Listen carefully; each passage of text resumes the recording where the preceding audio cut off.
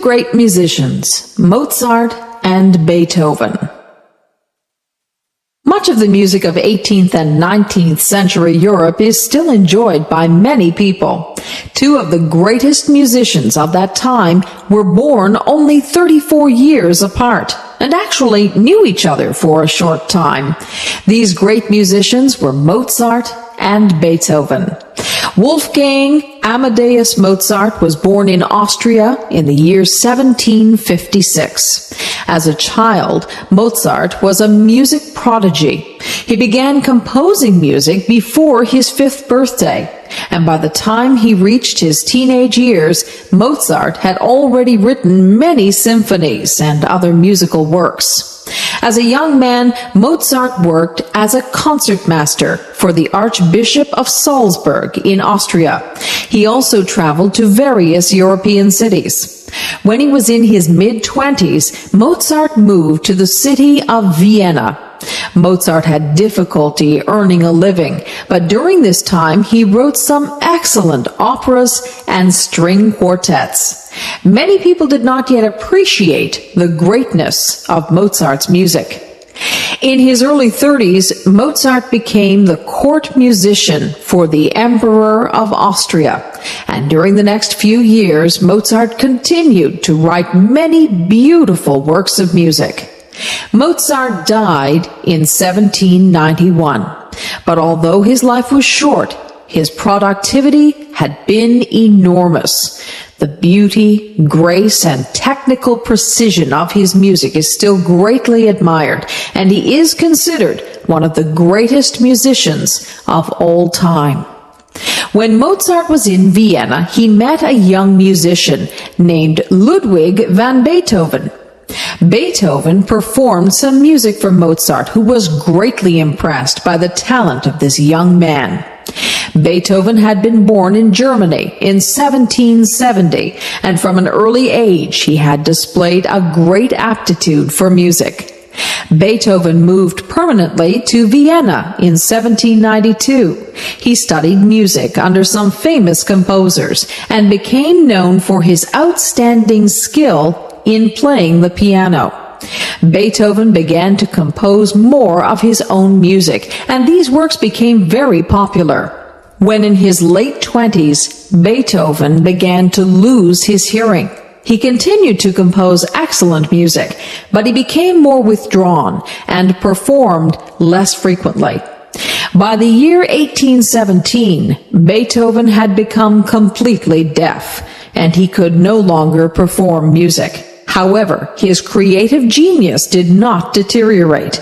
Instead, Beethoven created many of his greatest works despite his deafness. It was Beethoven's influence that began the Romantic era of music, which followed the Classical era of the 19th century. Beethoven died in 1827, but his music remains famous for its beauty and originality. His greatest symphonies, such as the Fifth Symphony, are among the world's best-known works of music. Today, the works of Mozart and Beethoven are still popular among those who appreciate great music. Music fans can look back with wonder at the musical creativity that flourished in Vienna more than 2 centuries ago.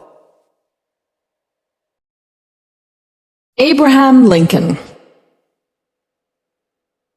When historians are asked to choose the greatest presidents in the history of the United States, one of the names most frequently mentioned is Abraham Lincoln.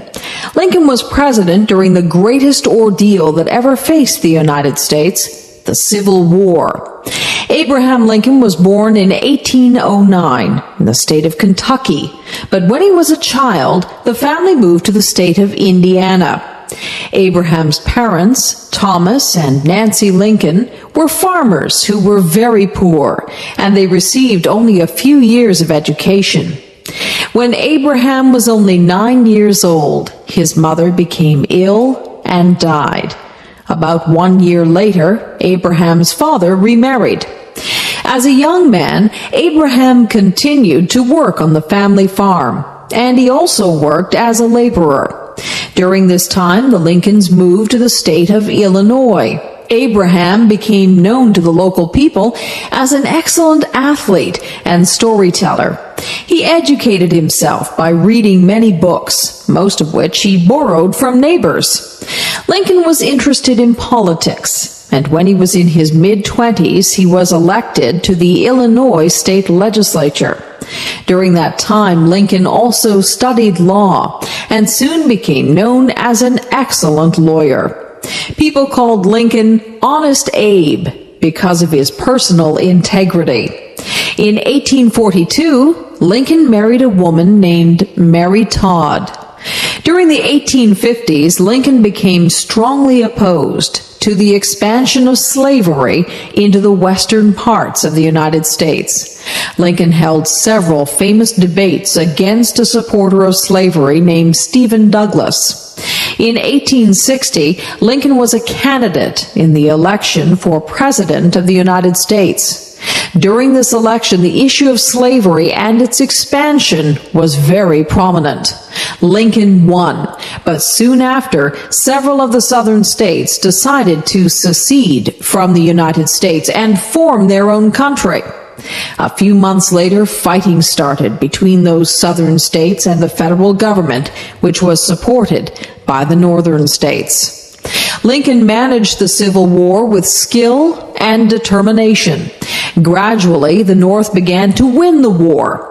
In 1863, Lincoln made the Emancipation Proclamation, which freed the slaves. Later that year, Lincoln gave his most famous speech, the Gettysburg Address.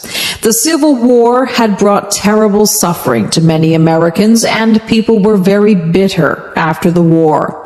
But Lincoln wanted the country to become united again, and he urged people to forgive. However, in April of 1865, only months after the war ended, Lincoln was shot and killed by an assassin. Many people, even Lincoln's critics, mourned his death. In the generations that have passed since Lincoln's death, he has continued to be viewed as a great president. Some historians have criticized Lincoln for not being more strongly opposed to slavery, but others have defended him, saying that Lincoln's approach to the issue was realistic and humane. But nearly all historians agree that Lincoln was an honest and brave leader during the most difficult period in American history.